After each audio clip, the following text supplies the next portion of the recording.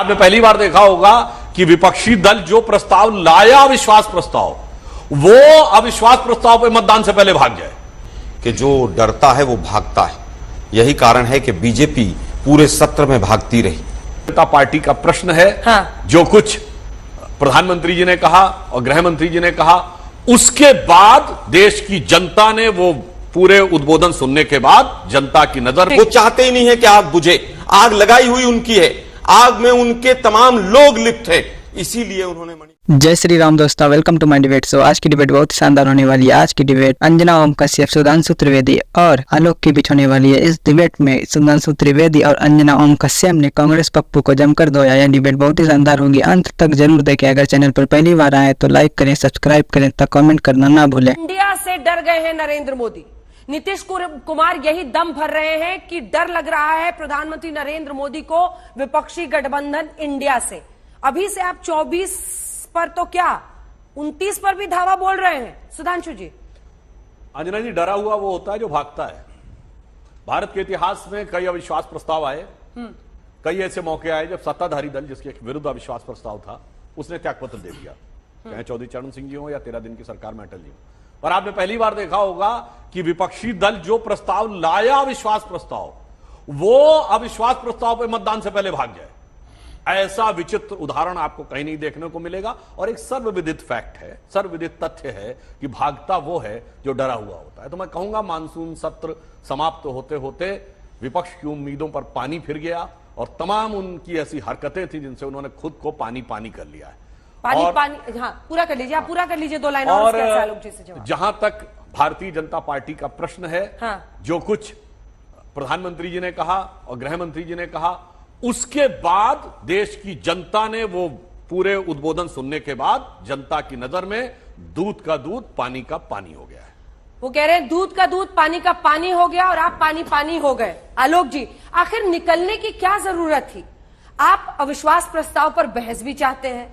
आपने जाहिर तौर पर, सबसे बड़ी पार्टी बीजेपी है, उनको ज्यादा टाइम मिला, कप्तान उपकप्तान मिलाकर 4.5 घंटे बोले हैं प्रधानमंत्री और गृह मंत्री।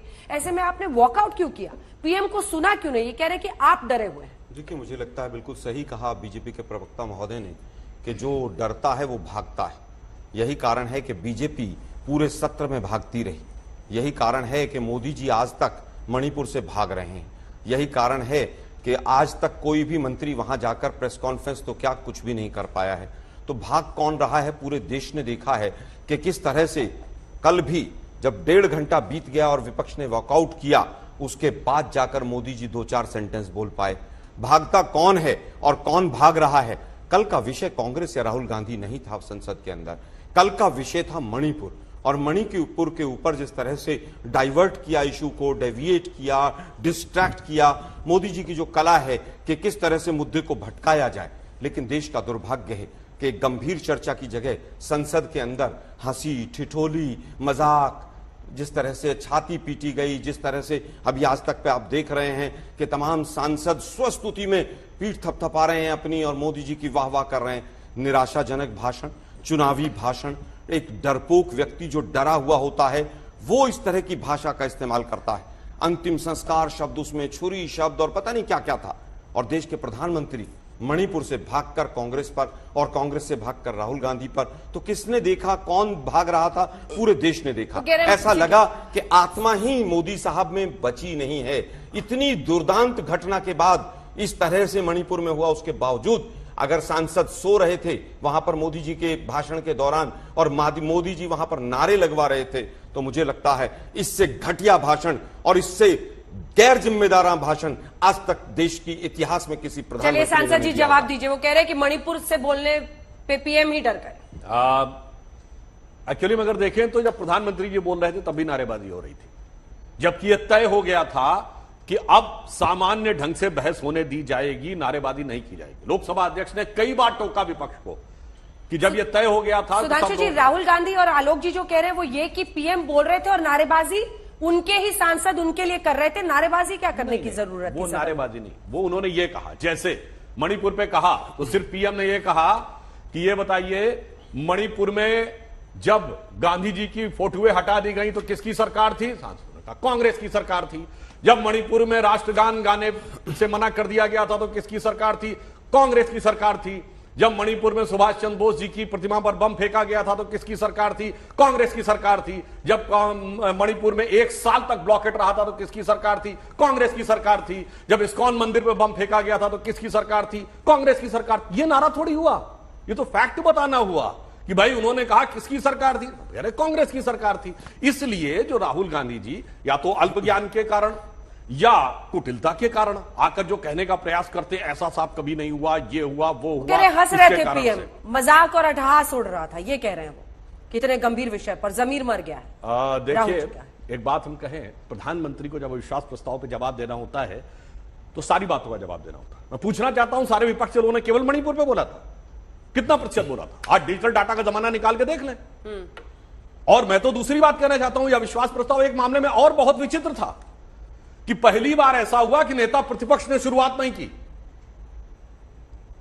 मतलब पहली बार ऐसा हो रहा था। और राहुल गांधी जी, जिनके बारे में बड़ी बड़ी बात पहले दिन कही, गुगली मार दी गई है और वो जब आएंगे तो बोलेंगे, जब आए तो क्या बोले, सबको दिखाई पड़ गया। इससे बहुत साफ हो गया कि कांग्रेस ने राहुल गांधी जी को पहला वक्ता नहीं रखा था, शायद इसलिए कि कहीं ऐसा ना हो, जो संस्कृत की कहावत है ना, प्रथमम ग्रासे मक्षिका पाता, ऐसा ना हो कि पहले ही कौर में मक्खी आके गिर जाए, शायद इसलिए उन्होंने ऐसा किया होगा। तो जिन जिन विषयों का जवाब दिया था, प्रश्न पूछा गया था, सारे प्रश्नों का जवाब दिया। ठीक है सत्यप्रकाश जी, आपके पास दो एक, उससे पहले मैं एक जवाब आपसे लेना चाहती हूँ। मेरा प्रश्न भी सुन लीजिए, हो सकता है मेरी बात आपको बुरी भी लगे लेकिन कई लोग मानते हैं कि जो मौका मिला था उसमें चूक गए चौहान।